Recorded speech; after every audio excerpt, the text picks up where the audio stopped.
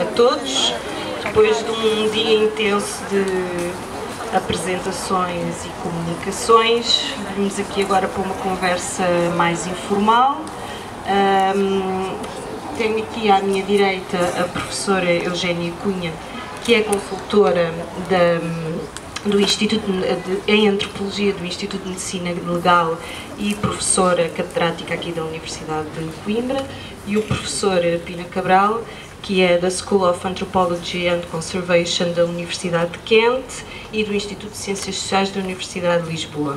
Não me vou alongar mais, o tema é abrangente o suficiente para se poder falar de quase tudo. No dia de hoje é um tema também constante na história da antropologia, que é natureza e cultura, e vou passar aqui a palavra.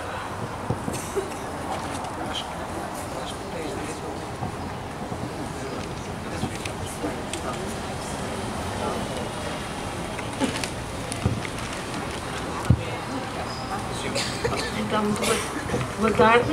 Ouve-se bem?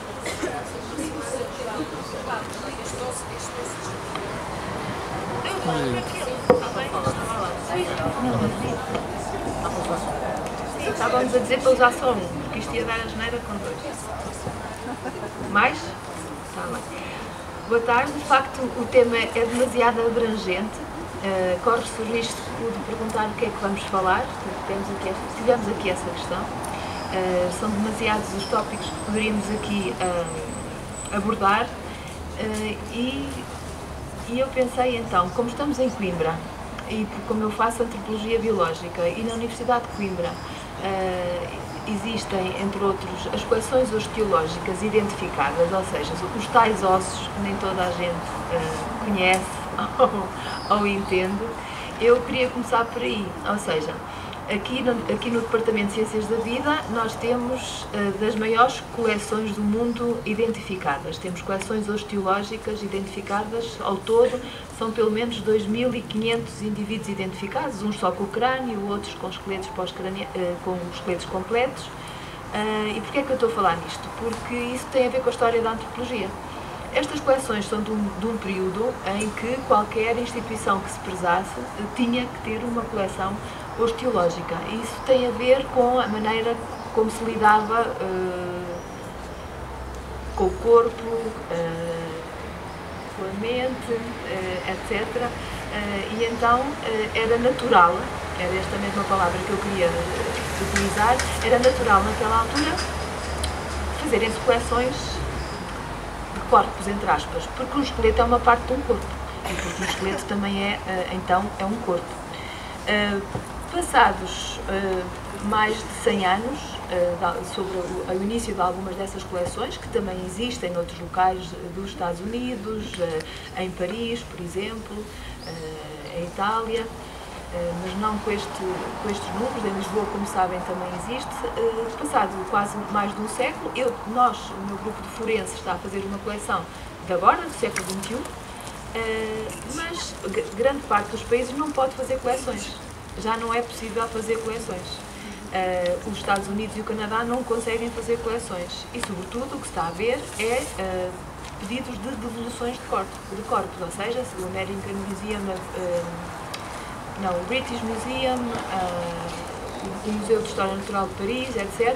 O que está a acontecer é que estão a pedir a devolução de esqueletos de tribos locais, de há não sei quanto tempo, etc. Nos Estados Unidos, um esqueleto com 10.000 anos nem lhe dão tempo de ser analisado, tem que ser devolvido à tribo, etc. etc. Portanto, isto é uma questão que eu queria lançar, ou seja, lançar um debate sobre isto, porque é que isto acontece, porque é que os Estados Unidos têm tantas quintas de cadáveres, ou seja, pessoas em decomposição, que são doadas à ciência e não têm qualquer problema de ter quintas de cadáveres onde estão os corpos em decomposição, e toda a gente acha isso natural. Aqui, como é evidente, não é permitido ter uma única quinta de cadáver. Na Europa, que eu conheço, só há um sítio e está a começar agora. Isso não é possível. No entanto, depois temos o outro lado da medalha, não conseguem ter uma coleção de esqueletos, nem ter um esqueleto têm que devolver. Portanto, há aqui alguma ambiguidade e era um tema que eu queria trazer para a discussão. Nós combinámos dividir o nosso trabalho e então realmente a a Eugénia começou com uma questão fascinante, que é este papel na própria concepção da antropologia, do estudo natural do homem. Portanto, o naturalismo científico que inicia o processo de estudos da osteologia como um processo antropológico, isto é, como uma maneira de saber mais sobre os seres humanos. E isto levanta-nos a uma questão muito contemporânea, que o Maurice Bloch estava a levantar hoje de manhã, e que é como é que nós nos relacionamos com a nossa herança naturalista. E por herança naturalista queremos dizer o quê? E aqui entramos então nessa oposição entre natureza e cultura. E em que medida é que essa oposição natureza-cultura se continua válida e quais são os desafios intelectuais que ela nos apresenta. E eu combinei falar um bocadinho eu sobre isso. Pessoalmente, por exemplo, no caso que a Eugénia nos trouxe, que é um caso muito interessante, que é porque é que a própria propriedade dos ossos é uma questão. E isto prende-se precisamente com um empolamento da noção de cultura e com uma transformação consumarista da própria ideia de cultura, em que não é o indivíduo A que está em causa, não é o meu bisavô que está em causa, não é ele.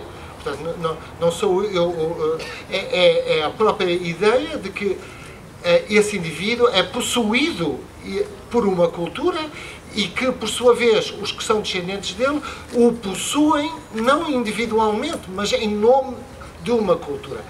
Essa questão é a questão que se levanta hoje.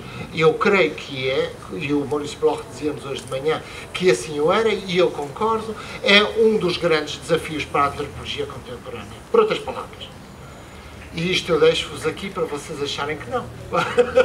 Mas eu acho que sim, portanto agora aqui vai. Da minha. O problema não é natureza. Porque natureza essencialmente significa que todos temos uma existência. O conceito de natureza não levanta problemas. É o conceito da cultura que nos levanta problemas. É essa oposição entre um ser material e um ser mais essencial que nos levanta problemas. É essa separação do que é mental daquilo que é natural que causa problemas à antropologia e que realmente está na origem das dificuldades, e temos que ser objetivos, e nós sabemos isso, que a antropologia social e cultural tem de lidar com a antropologia biológica e vice-versa. Porque realmente, durante todo o século XX, não soubemos fazer uma teoria natural da cultura. E essa dificuldade que tivemos de tratar o social enquanto um fenómeno natural e, portanto, de transformar a cultura em algo de separado, está na origem de um fenómeno que é cotidiano, que nós sabemos que é uma enorme dificuldade de lidar com, de integrar conjuntamente, ao ponto que, por exemplo, nós temos mais facilidade, muitos de nós, antropólogos socioculturais, lidar com artistas do que lidar com antropólogos biológicos. Isto é contra a natura, mas é um facto que todos aqui sabemos. E, portanto, realmente, hoje, outra vez, o naturalismo antropológico apresenta-se como um desafio. Pessoalmente, eu creio que estamos numa posição, num momento chave, porque esse culturalismo, digamos, essa propensão para separar o que é mental daquilo que é material e para os tratar como processos separados, está a ser posto em causa politicamente e cientificamente nos nossos estudos. Politicamente, por uma razão que o Miguel Valde Almeida tem falado muito e que muitos de nós temos falado, que é a questão do consumismo cultural, da transformação de formas de viver em objetos de propriedade. E isso desafia, por um lado liberta, porque valida, porque permite aos antropólogos dizer que aquele índio tem perfeitamente o direito de ser índio como ele quiser, e vocês não têm direito de dizer nada sobre isso, e portanto valida, mas por outro lado retira a universalidade daquele índio, e por outro lado desafia a universalidade sem o que não há antropologia. A antropologia colapsa perante o culturalismo radical, porque ela deixa de poder existir enquanto um fenómeno transcultural. E portanto este desafio que a cultura nos está a pôr é um desafio político, mas ele também é um desafio científico no presente momento, porque nos últimos 20 anos temos vindo a ver um real desenvolvimento do nosso conhecimento sobre a natureza da cognição. E isto tem efeitos filosóficos muito profundos. Começámos por falar de embody, toda a gente falava de embody, há 10 anos atrás, 15 anos atrás, era a moda, mas nós mal sabíamos o que é que estávamos a dizer realmente. Para muitos de nós significava simplesmente que tínhamos corpos, mas significa muito mais, porque significa pôr em causa o próprio neocantianismo que está por trás do projeto científico em geral e por trás das próprias bases filosóficas de ser antropólogo. E esse neocantianismo que separa a mente do corpo, que transforma a discussão da mente numa discussão que não tem nada a ver com o corpo, está a ser posto em causa pelo próprio desenvolvimento da ciência. Para mim, uma das coisas mais visíveis, mais patentes, é a forma como a própria cognição, hoje em dia, saiu do corpo, saiu da mente. Ela alargou-se ao mundo. E esse alargamento da cognição ao mundo é um desafio para nós. E é um desafio que põe em causa o conforto do neocantianismo, de dizer: eu não sei mesmo nada do que se passa lá fora, mas eu sei que eu existo. E, portanto, a partir daí eu posso desenvolver tudo o resto. Pronto. E então fica uma questão. Qual é a natureza desse novo naturalismo que nós vivemos hoje? Ele é reativo e reacionário? Ou ele é prospectivo e libertador? E esta é uma questão que nós temos que endereçar diretamente. E eu achei muito interessante, porque na minha leitura, quiçá não é a leitura dele, mas o Maurice Bloch estava-nos a dizer isso quando falava de transcendência. Ele estava-nos a dizer: mas nós não negamos a existência de espíritos, porque essa coisa dos espíritos cada um sabe de si. A transcendência é um facto é um facto natural. Isto é, a propensão que os seres humanos têm para a transcendência pode ser explicado naturalisticamente.